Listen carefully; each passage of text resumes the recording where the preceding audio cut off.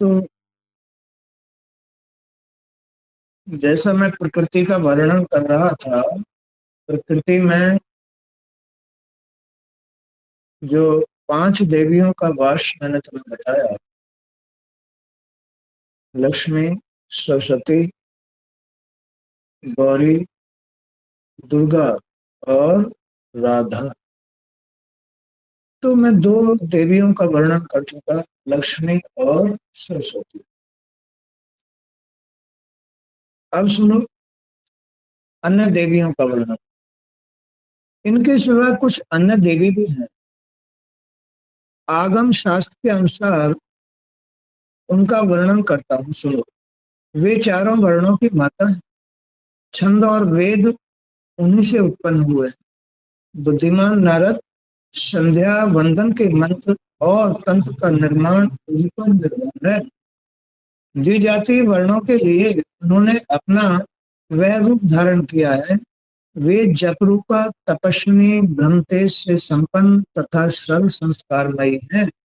उन पवित्र रूप धारण करने वाली देवी को सावित्री अथवा गायत्री माता कहते हैं। वे ब्रह्मा की परम प्रिय शक्ति हैं।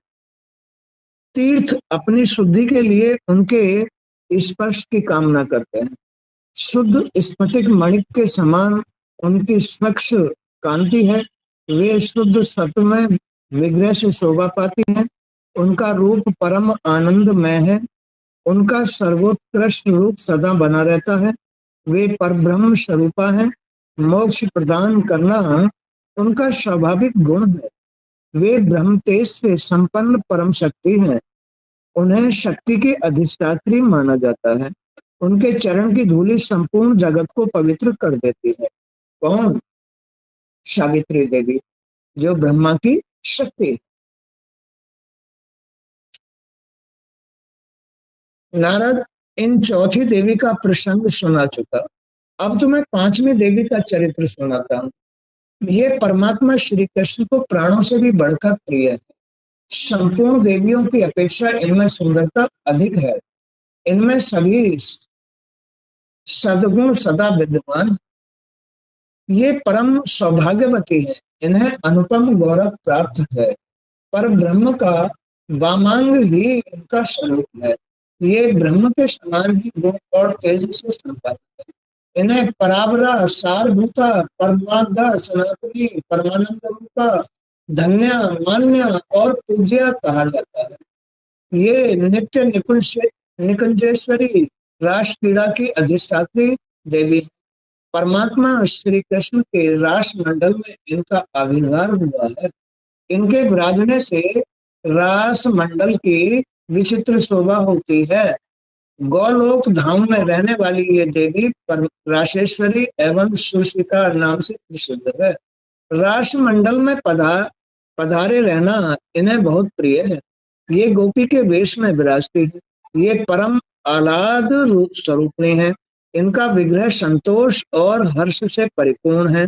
ये निर्गुणा, लौकिक गुणों से रहित स्वरूप भूत गुणवती, निर्गुणा, निर्लिप्ता, लौकिक विषय भोगों से रहित, निराकारा, 5 भौतिक शरीर से रहित दिव्य चिन्मय स्वरूपा, आत्म स्वरूपणी, श्री कृष्ण की आत्मा नाम से विख्यात हैं। इच्छा और अहंकार से ये रहित हैं। भक्तों पर कृपा करने के लिए ही इन्होंने अवतार धारण कर रखा है। वेदोक्त विधि के अनुसार ध्यान करने से विद्वान पुरुष इनके रहस्य को समझ पाते हैं। सुरेंद्र एवं मुनिंद्र प्रभृति समस्त प्रधान देवता अपने चर्म चक्षुओं से इन्हें देखने में असमर्थ हैं। ये नील रंग के दिव्य वस्त्र धारण करती हैं। अनेक प्रकार के दिव्य आभूषण इन्हें सुशोभित किए रहते हैं। इनकी कांति करोड़ों चंद्रमाओं के समान प्रकाशमान है। इनका सर्वांग संपन्न विग्रह संपूर्ण ऐश्वर्यों से संपन्न है। भगवान श्री कृष्ण की सेवारत ही सदा इनका स्वभाव है, क्योंकि संपूर्ण संपत्तियों में ये इसी को परम श्रेष्ठ मानती है। श्री वृषभानु के घर पुत्री के रूप से ये पधारी है। इनके चरण कमल का संस्पर्श प्राप्त कर पृथ्वी परम पवित्र हो गई है। मुने जिन्हें ब्रह्मा आदि देवता नहीं देख सके, वही ये देवी भारतवर्ष में सबके दृष्टिगोचर हो रही है। ये स्त्री में रत्नों में सार है। भगवान श्री कृष्ण के वक्षस्थल स्थल पर इस प्रकार विराजती है जैसे आकाश स्थित नवीन नील मेघों में बिजली चमक रही हो।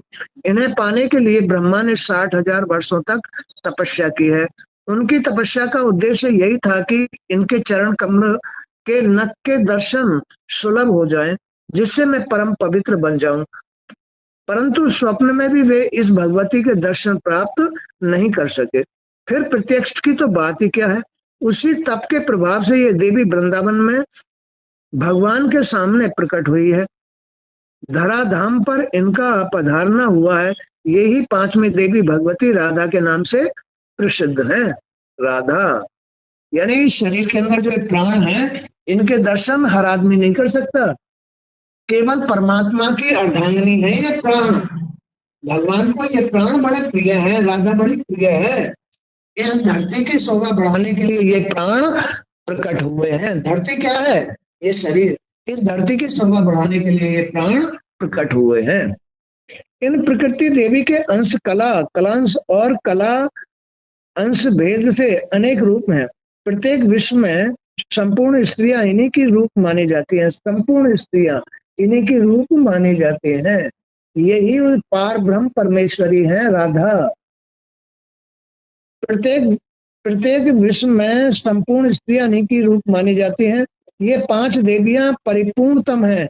इन्हें भगवती विद्या कहते हैं। इन देवियों के जो जो प्रधान अंश हैं, अब उनका वर्णन करता हूँ, सुनो। भूमंडल को पवित्र करने वाली गंगा इनका प्रधान अंश है। अब इनकी शाखाएं निकलती हैं पांचों देवियों की। प्रकृति 5 देवियों का रूप है। अब इनके अलग अलग रूप, कोई नदी बन गई, कोई गंगा बन गई, कोई जमुना बन गई, कोई इंद्र की पत्नी बन गई, कोई कुछ बन गई। तो इन देवियों के जो जो प्रधान अंश हैं, अब उनका वर्णन करता हूँ, सुनो। भूमंडल को पवित्र करने वाली गंगा इनका प्रधान अंश है। ये सनातनी गंगा जलमयी है। भगवान विष्णु के विग्रह से इनका प्रादुर्भाव हुआ है। भगवान विष्णु के पैरों के नख से, अंगूठे के नख से ये गंगा निकली है। पापियों के पाप में ईंधन को भस्म करने के लिए ये प्रज्वलित अग्नि है। इन्हें स्पर्श करने, इनमें नहाने अथवा इनका जलपान करने से पुरुष केवल पद के अधिकारी हो जाते हैं। पवित्रता, मन में पवित्रता, यानी इस शरीर में पवित्रता गंगा का रूप है जो राधा से प्रकट हुई। इन प्रकृति की 5 देवियों से प्रकट होती है। वो भगवान विष्णु के चरणों से निकली। गोलोक धाम में जाने के लिए ये सुखप्रद सीढ़ी रूप में विराजमान है। जो अपने मन में पवित्रता रखते हैं उनको मोक्ष प्राप्त होता है। मन की पवित्रता जिनके पास है, मोक्ष प्राप्त होता है। इनका रूप परम पवित्र है। समस्त तीर्थों नदियों में ये श्रेष्ठ मानी जाती है। समस्त तीर्थों और नदियों में ये श्रेष्ठ मानी जाती है। भगवान शंकर के मस्तक पर जटा में ठहरी है। यही गंगा भगवान विष्णु के चरणों से निकल करके भगवान भोलेनाथ के जटा पर ठहरी है, क्योंकि भगवान भोलेनाथ ही सबसे ऊंचे स्थान पर बैठे हैं, कैलाश पर बैठे हैं। वहां से निकली और पंक्तिबद्ध होकर भारतवर्ष में आ गई।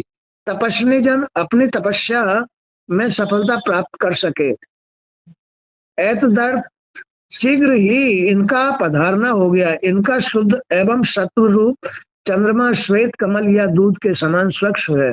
मल और अहंकार इनमें लेश मात्र भी नहीं है।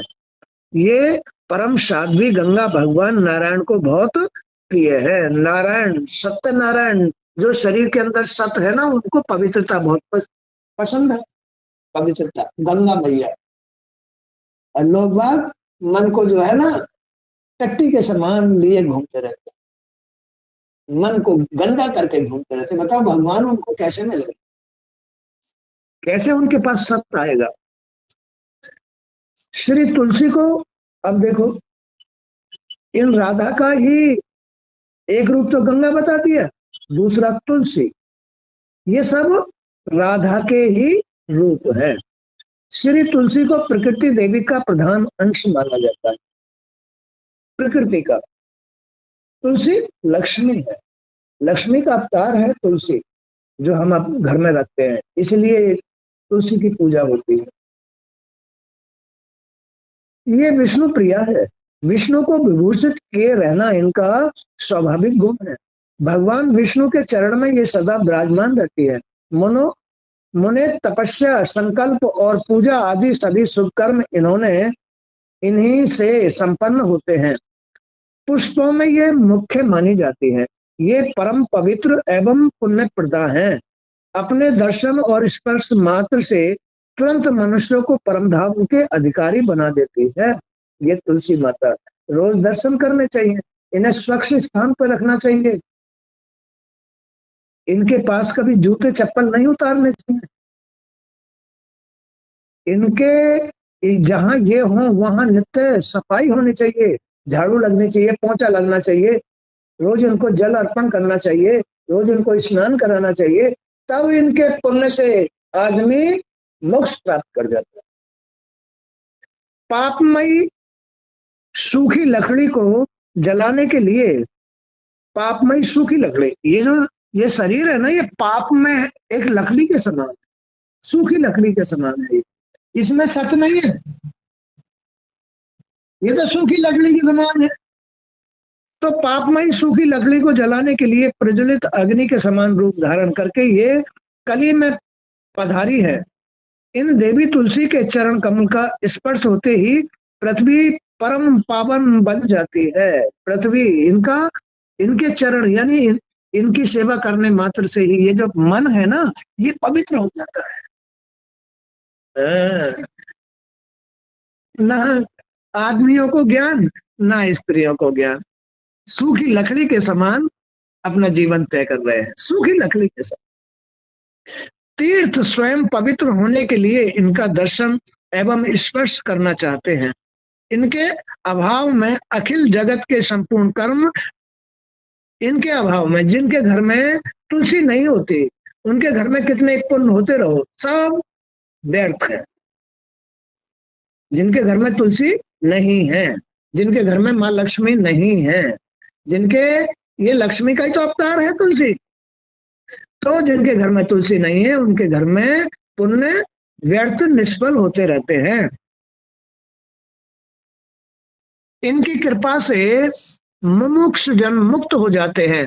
जो जिस कामना से इनकी उपासना करते हैं उनकी ये सारी इच्छाएं पूर्ण कर देती हैं। भारतवर्ष में वृक्ष रूप से पधारने वाली ये देवी कल्प वृक्ष स्वरूपा है। कल्प वृक्ष कलयुग में भारतवासियों को प्रसन्न करने के लिए इनका यहाँ पधारना हुआ है। ये परम देवता है, परम देवता तुलसी माता परम देवता है, लोग जानते ही नहीं, ये तो वैसे ही घास फूस है। तो प्रकृति देवी के एक अन्य प्रधान अंश का नाम देवी जरत्कारु है। ये कश्यप जी की मानस पुत्री है। इन्हें भगवान शंकर की प्रिय शिष्य होने का सौभाग्य प्राप्त है। ये परम विदुषी है। नागराज शेष ने इन्हें अपनी बहन माना है। सभी नाग इनका सम्मान करते हैं। नाग की सवारी पर चलने वाली इन अनुपम सुंदरी देवी को नागेश्वरी, नाग माता भी कहा जाता है। प्रधान नाग इनके साथ विराजमान रहते हैं। ये नागों से सुशोभित रहती है। नागराज इनकी स्तुति करते हैं। ये सिद्धि और योग की साक्षात मूर्ति है। इनकी सैया नाग है। ये विष्णु रूपणी है। भगवान विष्णु में इनकी अटल श्रद्धा है। ये सदा श्री हरि की पूजा में संलग्न रहती है। इनका विग्रह तपोमय है। तपस्वी जनों को फल प्रदान करने में ये परम कुशल है।